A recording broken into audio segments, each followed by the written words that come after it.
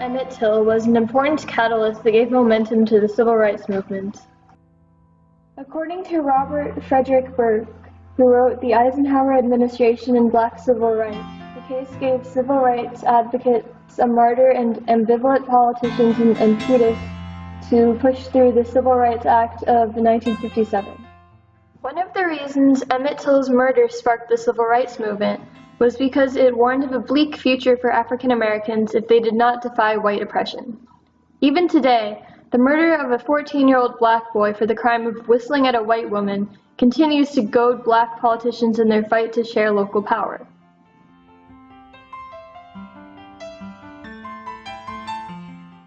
In 1955, interracial relationships were explicitly forbidden throughout the South, mainly to supposedly protect white women from black men, which is why even the suggestion of intimate contact between them could carry severe penalties for the black man, regardless of their age and the actual severity of their actions.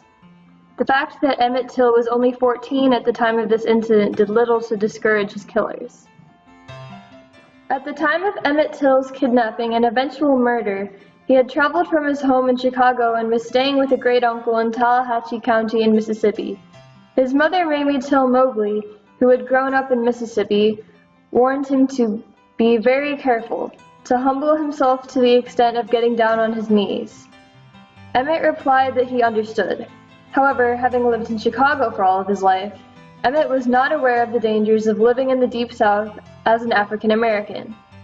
Although Emmett was only 14 years old at the time of his death, white people in Mississippi claimed that he looked like an adult, standing at 5'4" and weighing 150 pounds. Emmett Till's body was found in the Tallahatchie River August 31st, 1955. A week before, this 14-year-old Chicagoan, vacationing in the Mississippi Delta, had whistled at a white woman, 21-year-old Carolyn Bryant. On September 6, 1955, two white men were charged with Emmett's murder. Roy Bryant, husband of Carolyn Bryant, and J.W. Milam, his half-brother. At the Tallahatchie County Courthouse in Sumner, Mississippi, the murder trial began 2 weeks later. Physically, Emmett Till's murder had quickly become a source of outrage throughout the country. Because blacks and women were barred from serving jury duty, Bryant and Milam were tried before an all-white, all-male jury. Nevertheless, despite the overwhelming evidence, the two white men were acquitted of all charges. However, the two men were banished from their community, with Bryant's wife leaving and divorcing.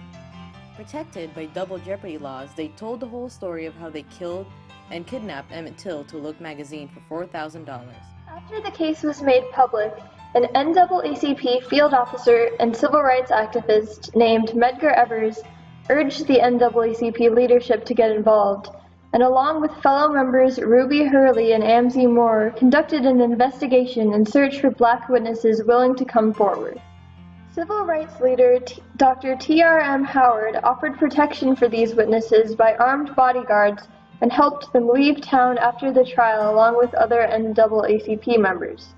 After the murderers were acquitted, Howard publicly criticized the director of the FBI, commenting that when a black person was murdered in the South, the FBI could somehow never seem to work out who was responsible.